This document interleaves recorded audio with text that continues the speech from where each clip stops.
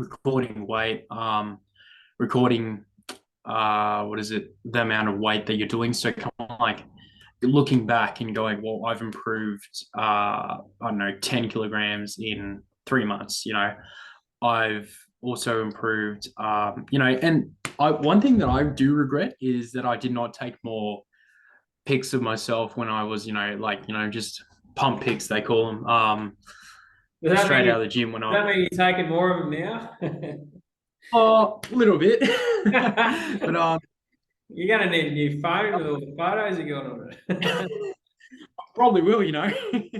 but the thing is, I wish I'd taken more to kind of like look back and go, wow, I have come a long way. Because like let's say, I don't know, with social media, you'll be like, damn, I'm looking big, I'm looking great, I'm improved a lot, and then you'll go on to social media, you'll look at, I don't know, some random guy lifting weight, and you're like, damn, why is he like bigger than me, or like, why has he got a better definition than me? But at the end of the day, you don't know what they may be on, if they're dehydrated or not, what the lighting, and they often have a pump because, like, let's be honest, if you're going to post stuff on social media, you're not going to post stuff that makes you look bad. So yeah, but if that makes sense, People only post it's me. the golden moment. Yeah, it's the gold moments. That's essentially it. So there's Yeah, none of the other stuff. I do quite enjoy when I watch people when they record their session, just say they're doing heavy squats, and yeah, I don't enjoy watching them getting injured, but I enjoy watching the whole picture. So there's one young fella, he's quite successful as a bodybuilder, and he's a power lifter as well. And I think he might have injured his knee or his quad or something when he was doing heavy squats, but he was squatting a lot of weight. And one of the videos, it just gave out, and he had to rack it on the bottom of the safety bars, or maybe he went in front. I yeah, can't remember. But yeah, the whole thing was on video, and you don't see that often when that happens. yeah, Most It's funny. Most of my injuries occur from not being in the gym generally, yeah. or they happen. Like Um, like just daily life, if you or yeah, usually, yeah. Once every 6 months, I roll my ankle for some unknown reason. That just happens. Accepted that fact. But the other ones would be, they're okay these days because I've been able to manage my own fatigue. But I think I went through a period of time, maybe a couple of years ago, where I was doing too many hinge movements, so too many RDLs, too many deadlifts, and too many hip thrusts in my lower back. And I was doing heavy squats, and then my lower back was just getting fried.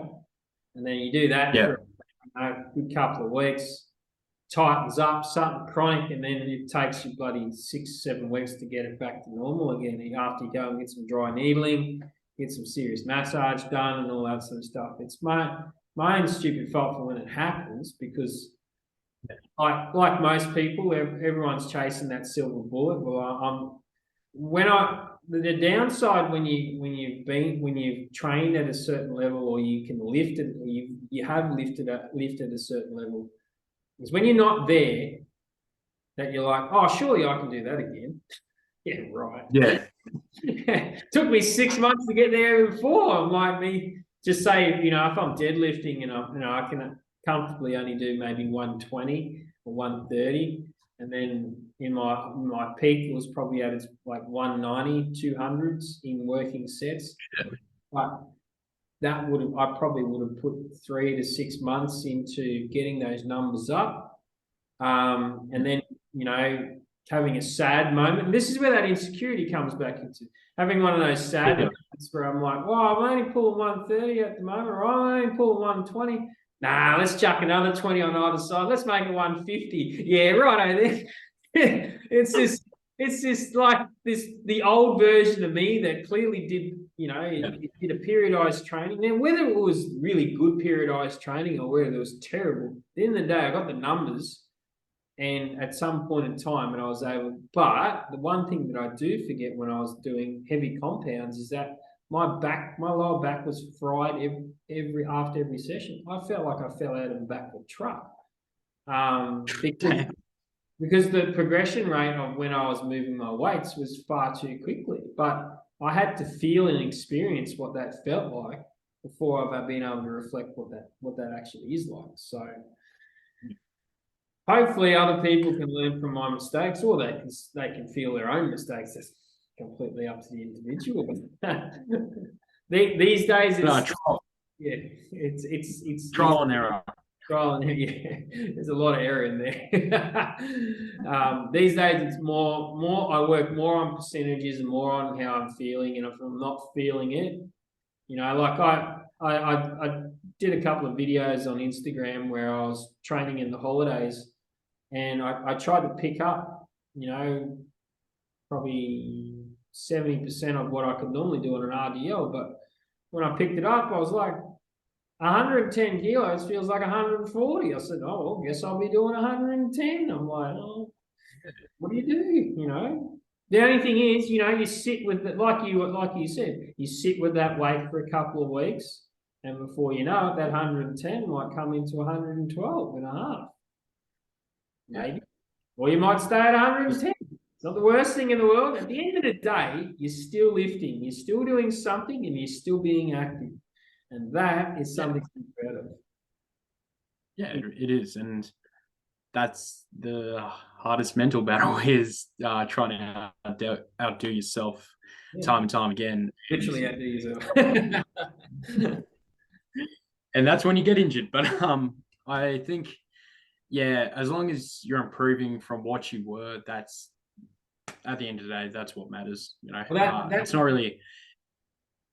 That might actually look like not necessarily just the numbers that you're munching away on. Just say you just do a 60 kilo bench press and you're doing it for 5 weeks. The psychological part, that rather than you flooring it and putting 65 kilos on it or 70 kilos, that upstairs, I know you can't see that on a t-shirt or when you're flexing. That upstairs, that's growth. It's not maybe not muscular growth, it's psychological growth, and it's willpower.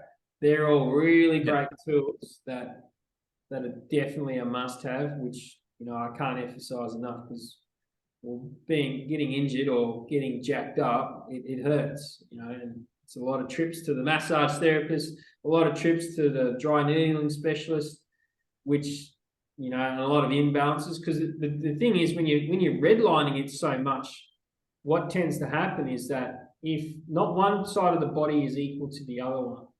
So if you're squatting and you're stronger on your left or you're stronger on your right, then what that might translate into, it might translate to lower back pain in one side of your body, which transfers into a tighter glute, and then transfers to your kneecap tightening up. And then all of a sudden, the front of your kneecap, just underneath that little squishy part, you're like, why is that so sore? And then you got to go backwards because the body's not equal on both sides. The same as when you bench press it.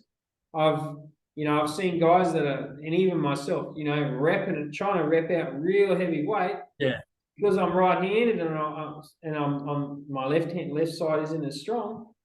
My bench press is twisted. Yeah, 100%. Even to the extent that my lat gets that tight and had to get so much release work because I overexerted it. And that's why, I mainly stick to dumbbells and that sort of stuff to get that unilateral movement. Because when you are redlining it, well, that's going to have its implications, particularly if you don't know when to back off the gas. Like, it's okay if you're sitting maybe 80% of where your maximum is, but if you're going to redline it all the time, you're going to pay for it. So definitely.